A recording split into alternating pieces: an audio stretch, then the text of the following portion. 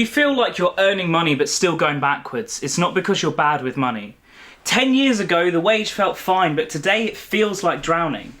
I know people earning more than they ever have, and they still feel broke. Today is day 2 of recording 100 videos for 100 days, and today we're going to be talking about the big subject, why everyone feels broke right now. And that's the truth, isn't it? We all feel broke because we are. This world, this country, this nation, it's absolutely fractured. Many people like to use something called the Freddo. Now, if you don't know what Freddos are a chocolate frog created by Cadbury's. Now, people like to use those for an inflation calculator sort of thing, and I believe it's around 20 or 30 pounds, 23 or 38 pounds. I'm not sure of the figure off the top of my head, but it's around that based on the price of the Freddo, that is what minimum wage should be. I live 250 miles away from my family personally, and if I had a normal job and a partner with a normal job, we couldn't afford the area that I lived in. I couldn't afford to live near my own friends and my own family. That's what the situation is right now. I'm living on 5 kilo bags of pasta I buy for £3. I shop at cheaper shops and I buy absolutely everything as cheap as possible. I cannot deny that whatsoever. I live online because that is how life is. And I know I'm not the only one thinking, why is there so much month at the end of the money? Why is there so much month at the end of the money? It doesn't matter if you've got a job or if you've got benefits. We're all struggling and we are all in this situation together. Now, can I just say that this video, it's not money tips, it's not budgeting, it's not hustle harder. This video isn't because people are broke because they earn £0. It's they feel broke because everything got more expensive at the same time whilst expectations didn't adjust. It's as simple as that. Wages barely adjust. Wages change yearly, sometimes, not for everyone. I know someone who's had a job for 10 years and has had one wage increase, and that was to adjust to inflation, and it wasn't even inflation. It didn't adjust to inflation, it was still less, right? So you got people like that, but then the bills, they change monthly. Me, I'm aware that I'm behind on my electric bill, and I know I'm not the only person behind on my electric bill. Subscriptions, people complain all the time online like, you don't own a house because you pay for Netflix. Well, guess what? I don't pay for Netflix, Amazon Prime, Disney Plus. I don't pay for anything. I piggyback off everyone else, to be honest with you, because I couldn't afford them. I don't have finances. I don't finance a car. I don't finance my phone. The best I've got, honestly, is bills and £10 a month I pay for my SIM card. I don't do any of that. I am not on benefits. I try my best to make money as I struggle, I try, I hustle, I'm building, I'm supporting a child, and it's still not enough.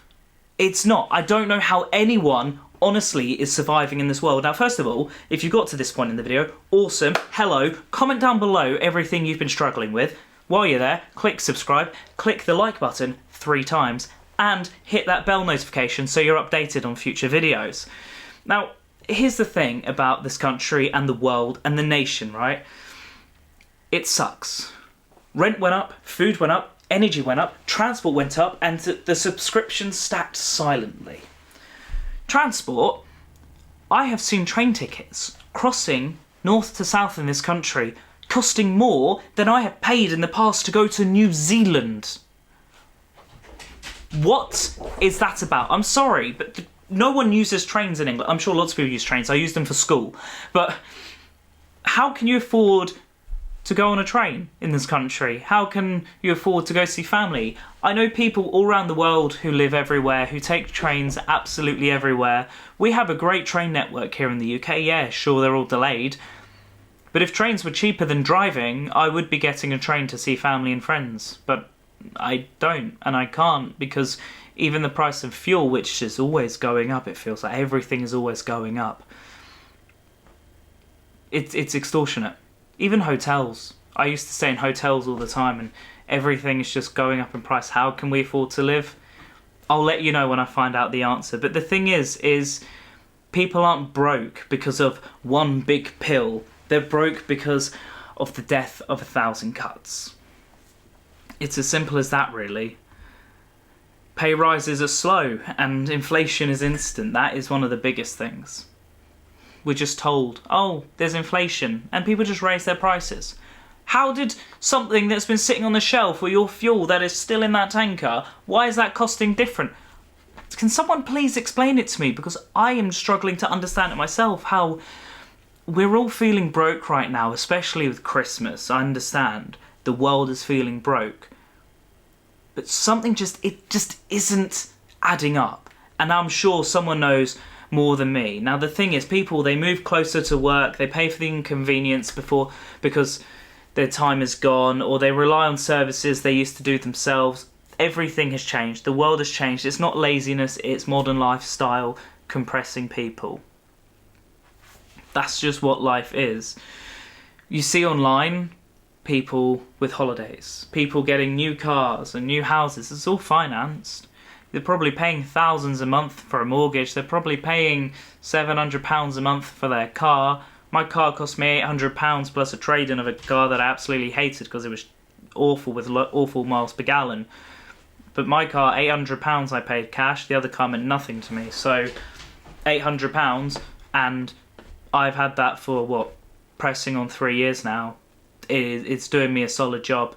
I barely do anything to it, and it just goes, and I love it. Right? People who finance cars, I don't understand. The thing is, even if you're on PIP, or personal independent payment, when you get the payment for the car, just go and buy a car. I hate to say it like that, because I understand some people need like mobility things. As someone with mobility issues, because arthritis in my feet, I could honestly do with hand controls, but needs must, and I'd rather have a cheap car any day than finance a car that I just have to give up.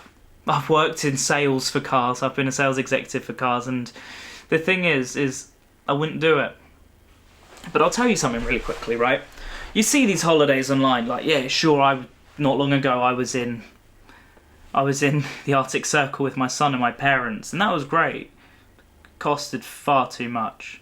It started with me seeing a cheap flight, and it just went from there.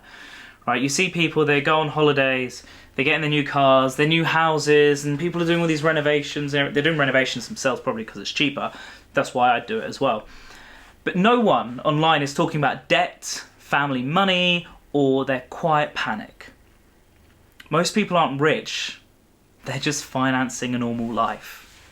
A life which our grandparents could just successfully have without any issues or any qualms whatsoever. Now, being honest here, as a single father, it's difficult. I'm trying to support my family, my son and my cat, and I'm trying to pay rent, and I'm trying to make money. I'm doing multiple things all at the same time, making choices between time, money, and sanity. It's a difficult road. I know there's a lot of single parents out there, but it is a difficult road to do. I just want to give my son everything I never had, and some months, honestly, I have more money coming in than we had growing up. And guess what? I have less. There were 7 in my house growing up, 5 kids and 2 parents.